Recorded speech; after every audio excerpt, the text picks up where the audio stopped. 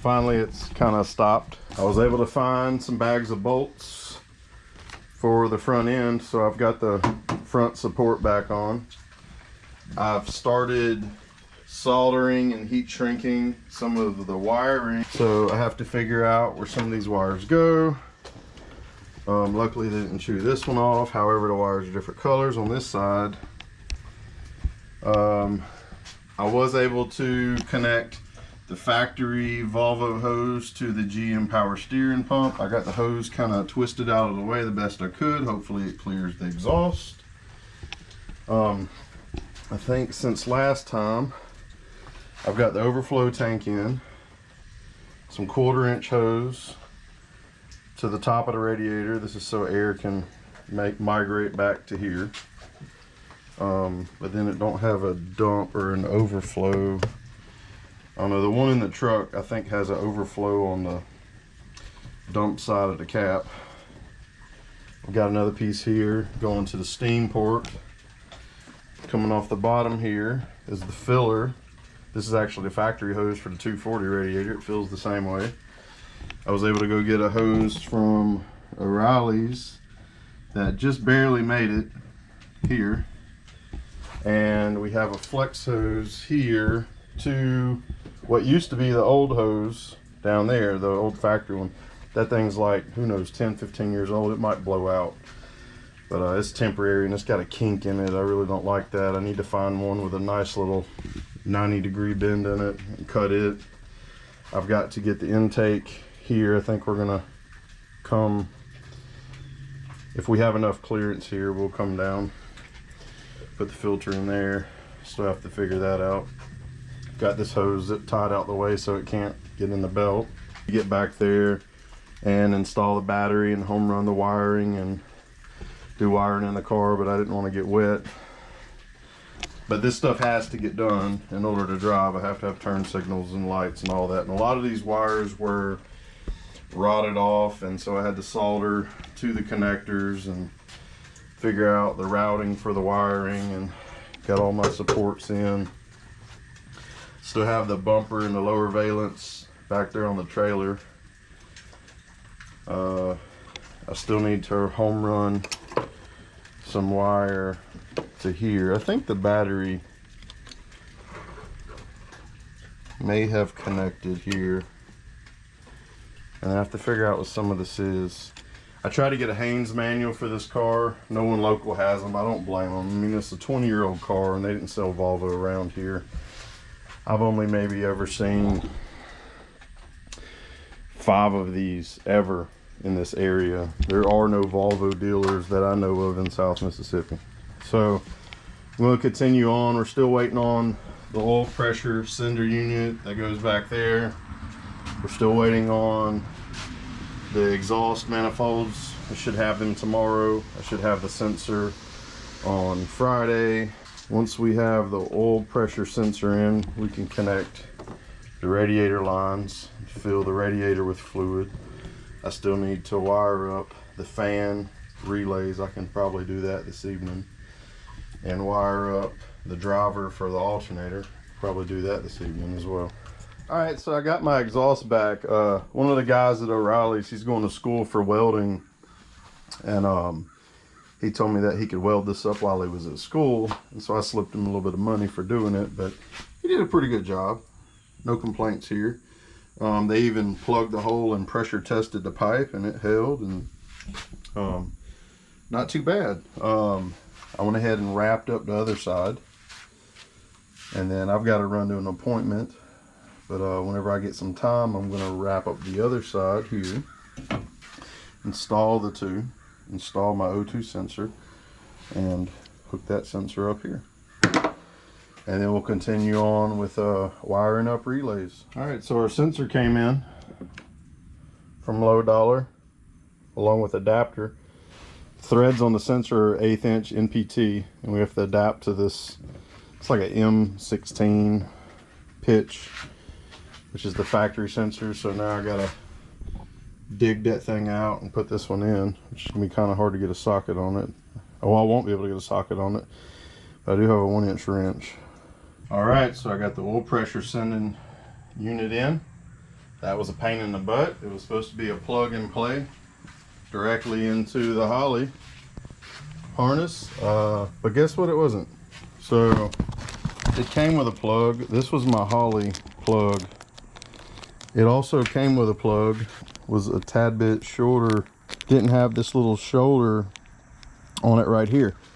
So I had to remove this gray piece, push in the pins, slide this connector off, slide the one that came with it on, and it snapped right in. After fighting with that one for 5 minutes, it didn't go in.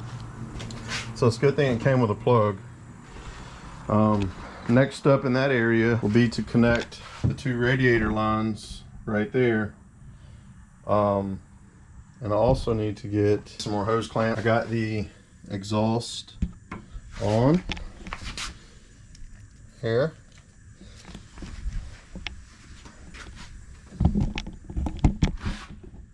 And here with the O2 sensor.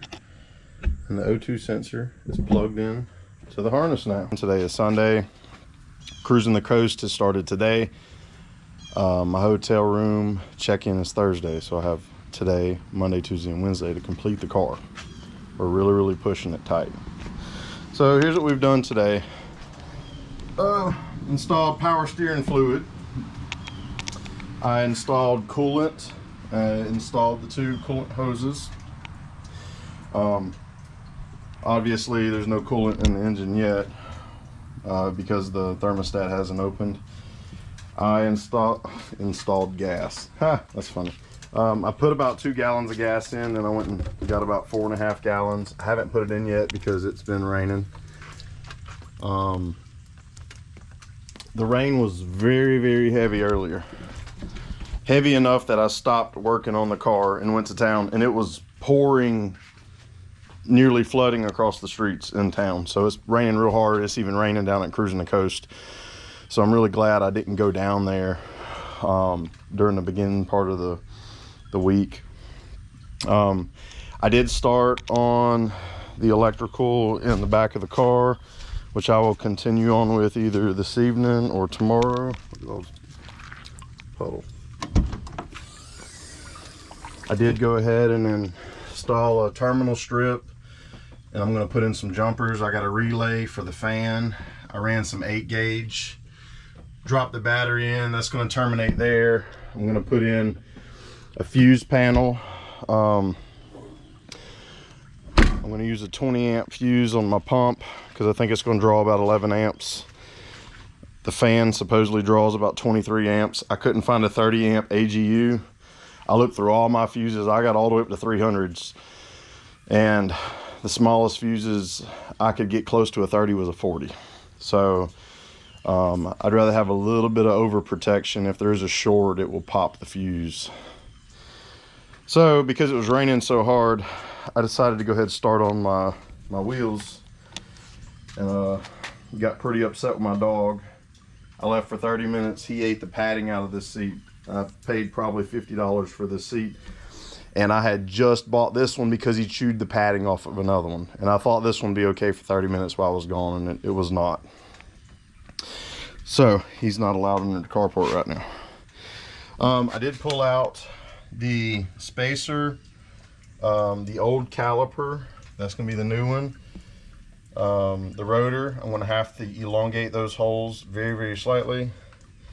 That slid right off. It was just like a castle nut and a clip, and it just sits on the spindle. My Toyota is very similar to this. I like this design better. The new pre-drilled or re-drilled hubs already had the races inside, so I won't have to use those. I'm going to pack some grease in there, install the bearing, the seal, and then the bearing on the other side, slide it together, put the new caliper on, bleed it down, and I can install the wheel. So I'm going to do this on both sides. Oh, I didn't show the wheel. So I got my wheels back from the tire shop. They're smaller tires than what I really wanted. They're 195 55s, but they're almost the same size as these 16s with 205. What is this? 205 55? Well, that don't make sense. Because the 205 is 10 millimeters wider, same aspect ratio plus an inch. but they're close in size and they look good up against the 235/60s on the back. So I should have these wheels on today, and then hopefully by tomorrow, it's not raining, I can install the 2 relays in the back, run power to this, eliminate what I don't need. I don't know what this relay is for. Run an ignition wire. I think it might be one of these. One of these could be an ignition wire. I don't know. Maybe it comes out of that main harness. But I got to find it for the starter. Then hook up power to the ECU. Maybe run a wire to the neutral safety or the parking brake switch. And man, we're ready to go for a crank. We have gasoline in it. We have rear end fluid. We have trans fluid, or at least as much as it would take. We have oil. We have coolant. We have power steering fluid. Everything's hooked up. As long as these dum-dums didn't chew any hoses from underneath the car, which I will have to check because they do that type of stuff and it really pisses me off, then we should be good. Now there's a lot of leaks in the car. I've found out through the rain. It's coming around the windows, it's coming around vents, stuff like that. We will be flex sealing some stuff in this car because it's a crappy chassis that might only last us a few years, but I'll show y'all what the wheels look like in a little bit. All right, so these brake lines are a nightmare to get started. You can't see them. You got to feel them and get them perpendicular to get them started. So I just, the hard lines go around the shock tower, so I just undid them here to start them so that I could fix them here. I figured that would be easiest. Well, guess what? When I started getting close in here, I'm looking around and I noticed that I don't know if the inner line is busted, but this outer line is rotted pretty bad. When I pulled on this one, I can feel with my finger back here that one's busted too. So I'm going to unscrew these soft lines and just going to replace all 4 on the front just to be safe.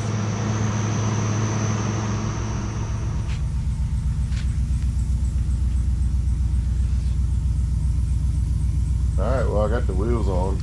They're not torqued down because I have to change out the brake lines. I got the battery in. It's not terminated yet. I have terminal strip. I have a relay hooked up for the fan. I've bumped the fan to make sure it came on. I have a relay hooked up to the fuel pump. All the grounds, all the hots are here. All the signals are routed from the computer to the relays for negative trigger. The fuel pump has a positive. I have turned on the fuel pump. I did have fuel leaking out of this 1/2-inch connector. That is the connector that I could not get a proper clamp for. I had to use 1/2-inch hose, and it's a 12mm nipple. I did have to change the clamp out, get it tightened down. I haven't seen no leaks since I fixed that there. The wiring is in no particular order because there's no carpet, there's no interior, there's no nothing. I realized I don't even have the glove box here. The ECU is plugged up. I forgot that I have to have a vacuum for the map. I think I will have to run a vacuum for the map. I know that's a vacuum nipple there if I need to go in. Where else is there a vacuum?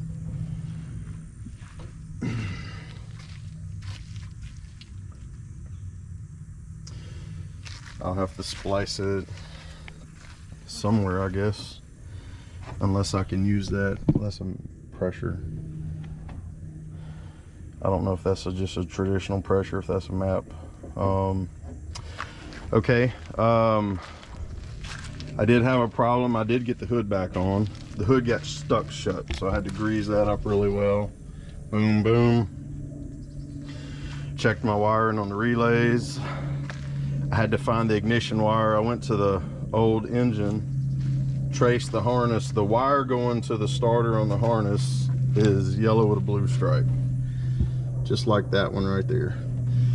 I did trace it throughout the harness. I couldn't find another yellow with a blue stripe, but it does go to the connector that was 4-wire up here. So I crimped on a wire, this long piece of wire here. I ran it to my multimeter, put it on continuity. I hooked the other lead to what I remember being like the main power hook up here. I think there was a terminal from here to the battery.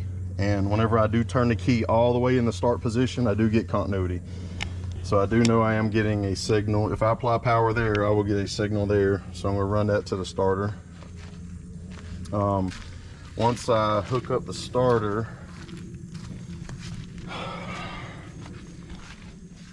I have to run a 12 volt for the brake switch, and then